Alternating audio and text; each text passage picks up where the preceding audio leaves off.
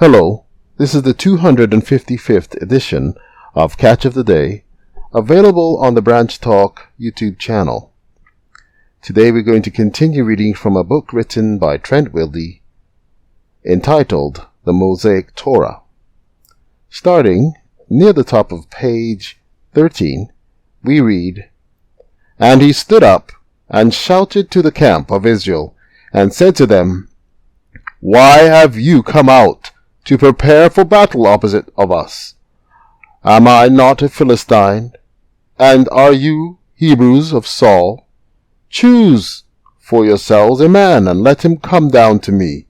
And if he is able to fight against me, and if he can strike me down, then we will be your slaves.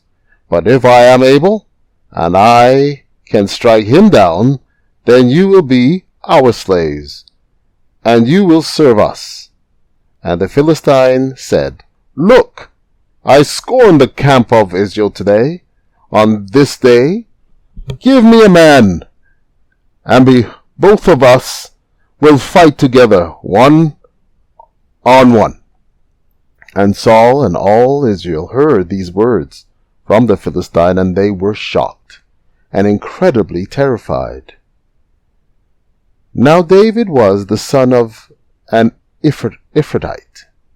This man was from Bethlehem of Judea, and his name was Jesse. He had 8 sons. In the days of Saul, this man was old, yet he still walked among the men. The 3 oldest sons of Jesse had gone and followed Saul to the battle. The names of his 3 sons who went to the battle were Eliab, the firstborn, his second oldest was Abinadab, and the third was Shemaiah.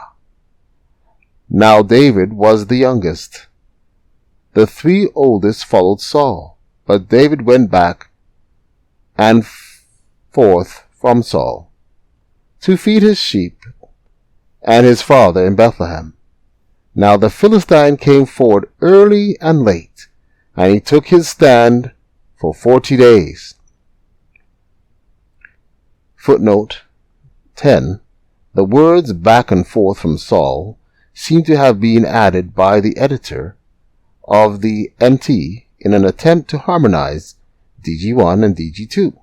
The conflict is that DG1 has already said that David played music for Saul and had been hired as an armor-bearer in 16 verse 21 and 23, whereas DG2 still has him as shepherding his father's flocks.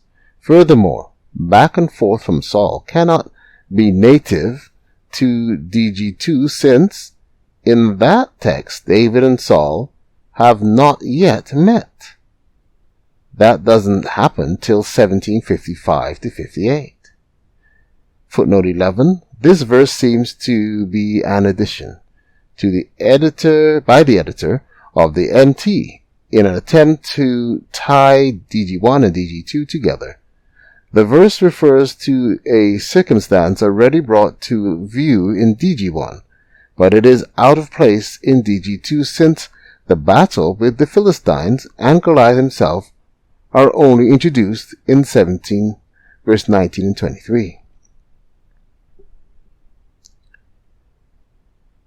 "Please take for your brothers an ephah of this roasted grain, and these 10 loaves of bread, and bring them quickly to the camp for your brothers.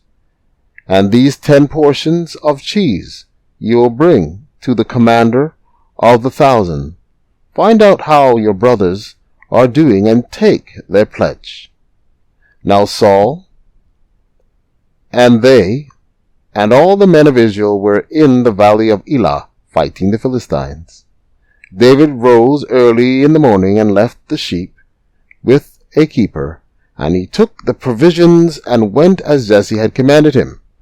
He came to the encampment while the troops were going to the battle line, and they raised the war cry.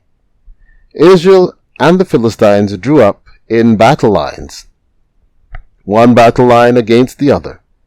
David left the baggage he had with him in the care of the baggage keeper, ran to the battle line, and came and asked how his brothers were doing. While he was speaking to them, the champion, whose name was Goliath, the Philistine from Gath, was coming up from the caves of the Philistines. He spoke just as he had previously, and David heard his words. When all the men of Israel saw the man, they fled from his presence and were very afraid.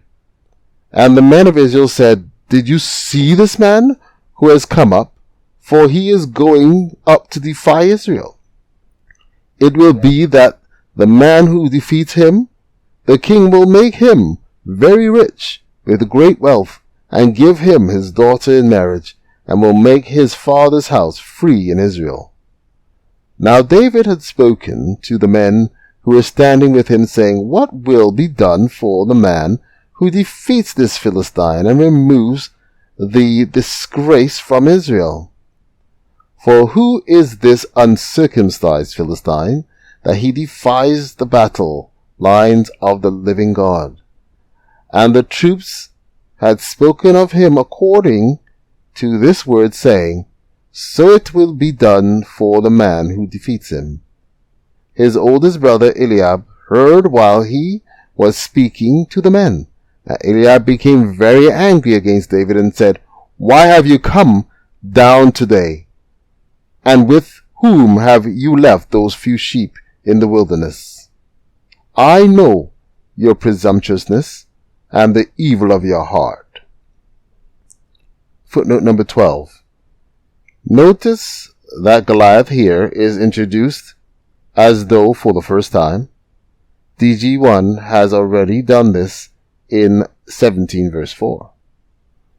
The LEB has a footnote here reading literally according to these words. If this phrase refers to Goliath's words in 17 verse 8 to 10, then it must be combined or considered an editorial addition. But the literal wording of the phrase does not require that conclusion. It is also possible that the phrase originally referred to words quoted immediately after, but which have been lost in the transmission of the text.